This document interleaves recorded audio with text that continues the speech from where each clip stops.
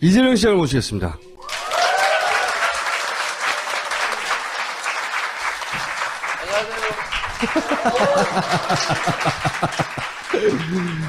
자, 화제의 인물 이재명 시장이요. 오늘은 대선 주자 인터뷰가 아니라 이슈 인터뷰예요. 이슈 인터뷰인데 굉장히 이례적인 발언을 하셨어요. 뭐였냐면 지난 대선은 전대미문의 부정선거다. 투표소에서 수교표해야 된다. 이거 진짜 앞뒤 안 가리고 한 거거든요. 그래서 제가 이 인터뷰를 보고 이재명답다. 오랜만에. 정말 이재명답다, 이 인터뷰는. 그래서 제가 요 이슈로 인터뷰를 한번 하자. 라고 제가 모셨는데, 일단 왜 이런 말을 하셨어요? 해야 되니까. 해야 되니까. 네, 이게, 부정선거, 사실 저는 이거 수없이 얘기했던 거죠, 그전에도. 이게 3.15 부정선거를 능가하는 최악의 부정선거다. 그리고 이게 개표 과정의 얘기로 이제 대법원의 재판도 계류 중인데 심의를 하지 않아요. 6개월 이내 하기로 돼 있는데 아직도 안 하고 있어요. 네, 지금 4년 넘도록 안 하고 있죠. 그래서 이게 지금 국가 시스템 자체를 부정하는 거고 이게 최종 결론이 어떻게 되느냐는 다음 문제고 최소한 우리 사회에서 법은 지켜야 되는 거다. 이게 국가 기관이 특히. 그래서 빨리 수개표 법안도 만들어야 되고, 왜냐하면 그 개표 과정이, 저는 개표가 부정이었는지는 저는 확신할 수 없습니다. 확신할 수 없는데, 부실했던 건 사실이에요. 네, 거기까지는 확실하고요. 네.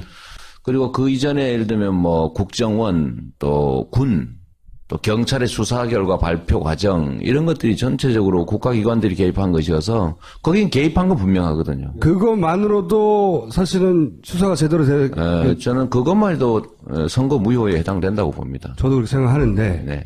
이제 개표에 어떤 문제가 있느냐를 떠나서 그것만으로도 충분히 이런 문제 제기가 가능하고, 그래서 그런 문제가 아예 없도록 수개표를 하자고 이제 주장하신 거고, 이 주장을 한 첫 번째 대선 주자이자 유력 정치인 유일해요, 실제.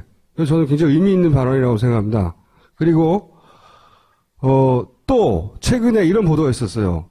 선관위 디도스 공격이 있었는데 5년 전에 제가 그거 5년 전에 선거 당일날부터 주장했단 말이죠. 이거 디도스가 페인트 모션이고 실제로는 그 투표소를 찾지 못하게 만들려고 해킹을 한 것이고 그러면 이건 이거 내란죄에 해당되는 거다. 네. 하지만 그 특검의 결과는 그냥 디도스만 있었다. 단순한 직원들끼리의 공격이었다. 이렇게 끝났어요. 근데 5년 있다 갑자기 인터뷰가 나왔어요. 내부 고발이. 원래 타겟은 서울시장 보궐선거가 아니고 그 작업의 목표는 4.11 총무였단 말이에요. 총선이었다고 말했거든요. 총선만 타겟이었겠어요? 이 사람이 연루됐던 건 총선이지만 총선을 하면 더 큰 대선을 왜 안 하냐고. 당연히 질문을 이렇게 이어져야 되는 거고요. 그리고 디도스 공격이 실제로 어떻게 했냐. 그러니까 실제로는 해킹을 하려고 하는데 그걸 가리기 위해서 껍데기로 디도스 공격을 한 거죠.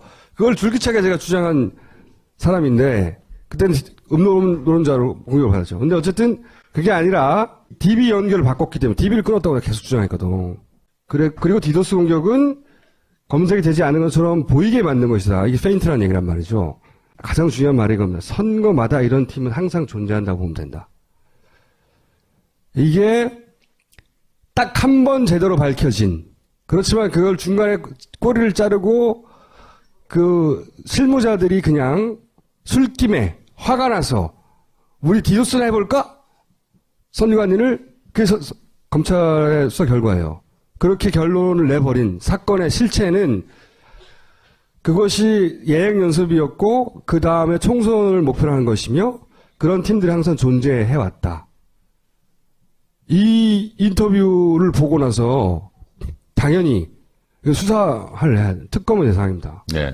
특검을 해야 되고 그렇다면 이런 팀이 대선에는 존재하지 않았냐 물어야 되거든요. 아무도 묻지 않고 있어요. 이번 대선 어떻게 하려고. 자기 선거운동만 하느라고 바빴어 다들. 자기 선거운동만 잘하면 저절로 되는 줄 알아 봐. 응?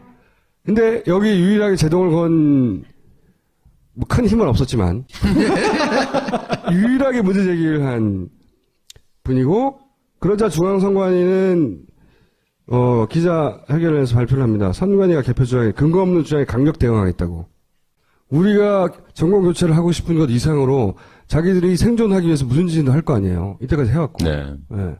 이런 의미에서 말씀하신 거죠. 꼭 해봐야 된다고. 근데 이게 이제 국가기관들, 그 중에서 특히 이제 대한민국의 이 소위 기득 정치 세력들은, 어떤 경로로도 기득권을 놓지 않는다.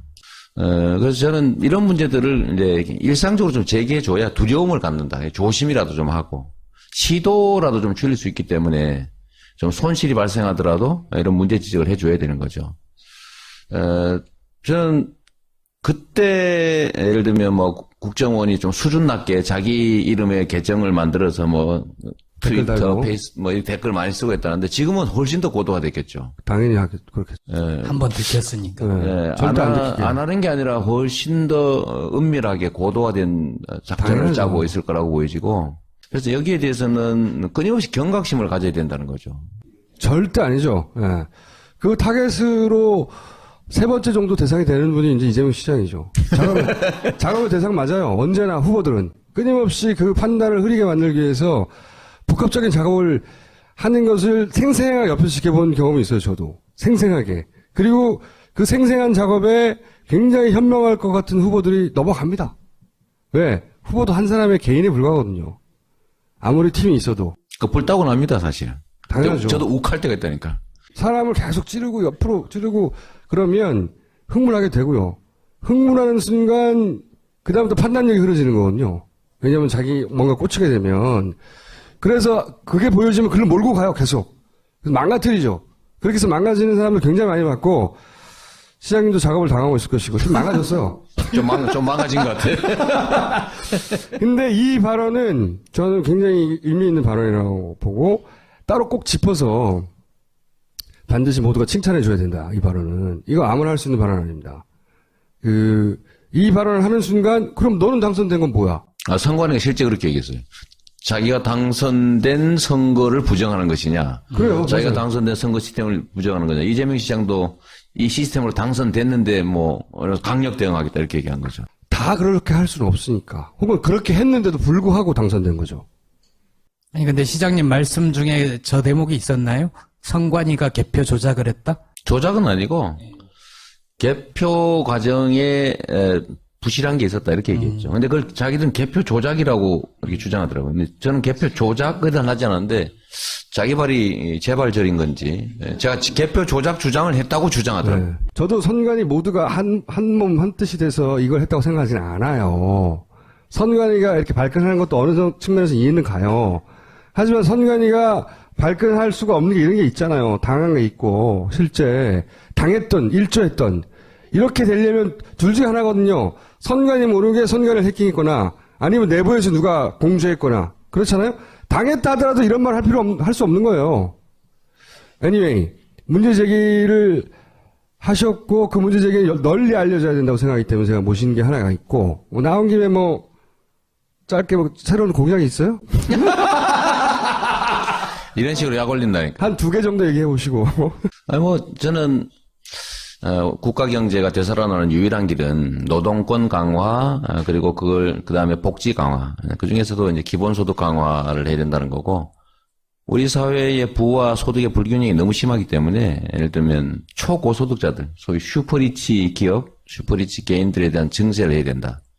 그걸 통해서 복지 확대를 통해서 국민들의 가처분 소득을 늘려야 되고 그렇게 해서 경제의 선순환을 다시 시작해야 된다. 뭐 이런 얘기하고 있죠. 근데 그 중에 핵심은 법인세 초고소득 법인들 440개 증세하면 15조 만들 수 있고 10억 이상 10억 이상 버시는 분 혹시 있으시면 환해도 괜찮은데 10억 이상에 대해서만 10%포인트 증세하면 한 2조 5천억 생기니까 그걸로 우리 필요한 국민의 가처분 소득을 늘리는 복지 정책 보육 정책, 의료 정책 이런 거 좀 하자. 뭐 그렇게 하고 있습니다. 그리고 뭐 성남시를 하는 거 보니까 잘할 것 같아요. 예. 이럴 때 전원책 변호사가 있어야 돼요. 그러니까 10%가 아니라 8.7%지 막 그러면. 오늘부터 드디어 이제 복지 포퓰리즘이다. 뭐 이런 걸 공격이 좀 들어와서 저는 좀 기쁜 생각으로 이제 대응할 생각입니다. 시장님이 지지율이 확 올라가다가 확 꺾였어요. 자빠졌다고 좋아하는 것 같아. 아유, 막 하늘 높은지 모르고 거의 뭐 20% 육박하고 이제 문재인을 뒤엎는다 하다가 확 꺾여가지고 그 한참 잘 나갈 때 절반 정도 가까이. 예, 완전 절반은 아니지만 됐죠. 절반 가까이. 네, 절반 예. 됐죠. 반토막이 났다고 할 수 있어요. 물론 그 이전에 비해서는 여전히 2배가 되죠. 그리고 그 이전에 비하자면 100배가 넘죠. 옛날에 왔을 때. 하지만 그 치고 올라가기 전에는 5%대였으니까 또 2배가 됐어요. 네. 아직 재산은 많아요. 근데 이제 개별 사안 뭐 여러 가지 잡음들이 있지만 그런 건 좀 별로 궁금하지 않고 제가 이제 유심히 관찰하다가 이런 걸 발견했습니다. 뭐냐면 올라갔던 이유가 뭐냐, 시장님이 탄핵 정국 때 몸을 사리지 않고 맨 앞에 서가지고 본인이 화가 났어요, 진짜로. 자기가 실제로 화가 난 거예요. 그래가지고 막 나쁜 새끼들 한마디로 말하면 그걸 한 거거든요. 우리 대신에 야이 죽어라 그거 한 거예요. 그거를 몸을 사리지 않고 자기 유비를 따지지 않고 맨 앞에 대신 말해주니까 진짜 본인이 화가 났고 지지를 생각하고 한 게 아니에요. 폭발적으로 지지율이 올라갔죠 그때. 진짜 아무도 그렇게 해주지 않는데 혹시 말 잘못했다가 나중에 나한테 그 되돌아올 정치적 상처를 생각해서 아무도 그러지 않을 때 제일 먼저 했기 때문에. 근데 이제 그래서 재산이 확 늘어났잖아요. 막 재산이 5천만 원대에서 막 100억대가 막 된 거예요. 그게 거의 비유하자면. 그런데 요즘 보면 군더더기가 많아요. 이재명 시장의 특징은 뭐냐? 단칼에 잘라가지고 깔끔하게 설명해 주는 거거든요. 응? 스타일리시하고 그리고 좀 깡패 같고 그런 데 있어서 단호하고 이 군더더기가 많아서 행동이 왜 그렇다고 보십니까? 지금 한참 혼내고 나서 왜 그랬니 그럼? 자기가 얘기 다 해놓고 저도 요새 사실 좀 반성하고 있죠. 뭐 계산하기 시작한 것 같아요. 계산하기 시작한 거지. 계산. 네. 원래 계산하면 안 된다고 내가 말했거든 사실은. 네. 예, 계산하고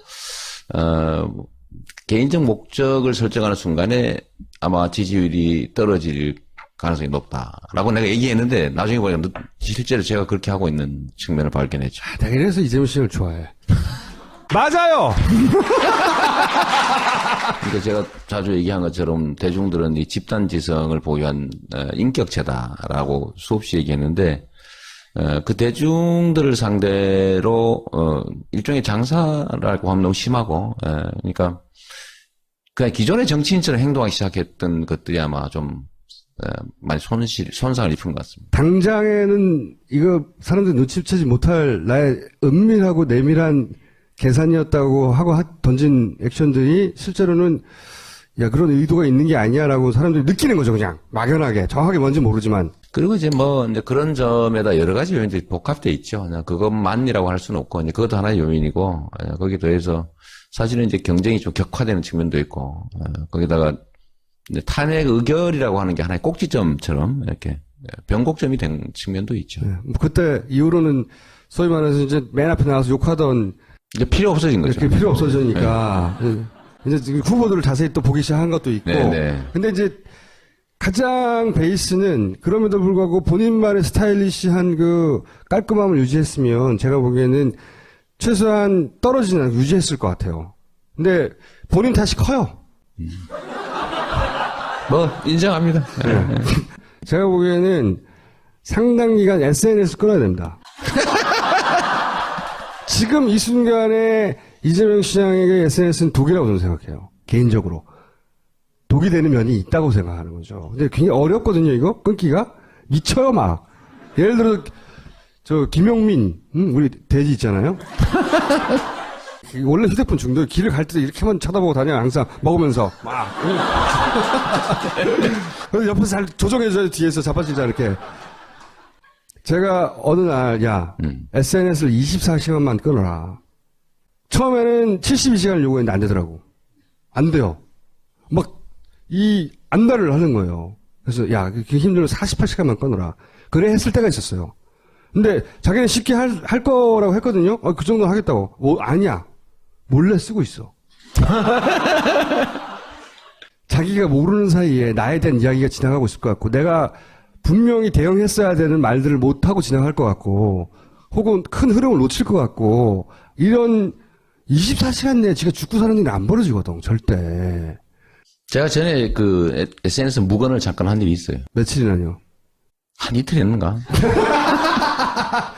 그러니까 굉장히 구태연한 말이지만 초심으로 돌아가야 되는 거예요. 사람들이 궁금해할 때까지. 이상한 말이긴 한데요. 이럴 때 그렇게 돌아가지 않으면 이 대선은 전국은 미친 짓이거든요.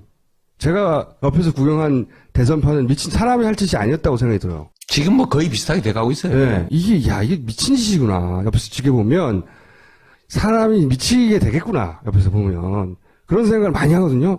그 사람을 끊임없이 가장 약한 구석이나 아픈 구석이나 혹은 미칠 구석들을 계속 찌르고 막, 그리고 어디로 몰아가려고 하는 사람들이 있고, 그걸 견디기 쉽지 않아요, 절대. 요새 실제로 제가 이 인터뷰를 많이 좀 줄이고 있죠. 노출 많이 된다고 지지 올라갔으면 반기문은 지금 하루 사이 50% 올라갔어야 돼요. 인터뷰도 좀 하지 마시고, 오늘 파파이스를 기준으로 해서. 마지막으로. 그런 건 나중에 전화로 얘기해주고 지금은 이제 시장님이 아니, 좀 전화는 소용없어! 공개적으로 해야지, 약속해!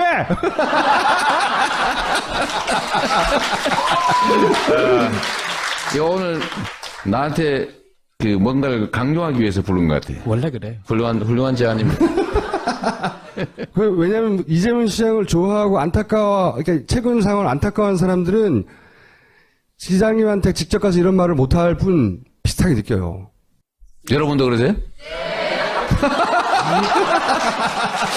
이거 심각한데? 네, 심각하네. 맞다니까요. 네. 저는 시장님 최강점이 뭡니까? 눈치가 빠르다는 겁니다. 감각이라고 해줘, 감각. 눈치 빠꼼!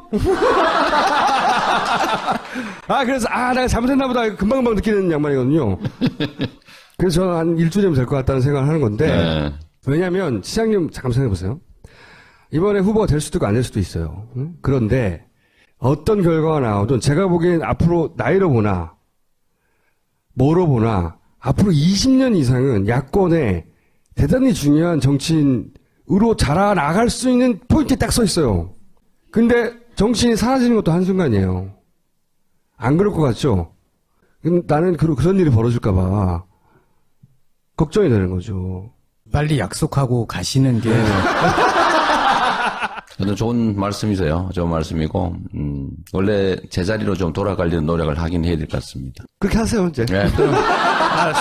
네, 끊어보도록 할게요. 아니 근데 설 인사는 해야 되잖아. 설. 예외적으로 설에서 한 번을 제외하고 그 어떤 활동을 하더라도 반드시 신고해주세요. 하고 싶은 얘기 있으면 하시죠, 마지막으로. 네. 근데 이 선거라고 하는 게 진짜 어렵긴 하죠. 어렵긴 하고, 이게 정치인들 본인이 뭘 해서 만들 수 있는 게 아니고, 결국은 이제 국민들이, 유권자들이 만들어가는 속에 이제 타고 가는 거죠. 타고 가는데 가끔씩은, 노를 저어서 방향을 바꿀 수 있을 거라는 착각을 할 때가 있어요.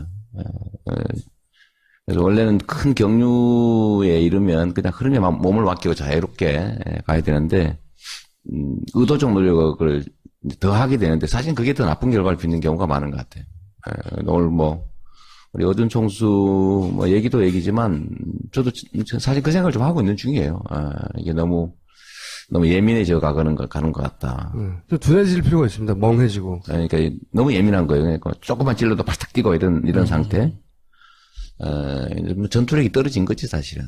하여튼 그런 부분들이 좀 교정이 될 필요가 있긴 한 것 같아요. 그래서 좀 크게 보고, 좀 더 원칙으로, 기본으로 돌아갈 필요는 있는 것 같습니다. 알겠습니다. 네, 감사합니다. 네.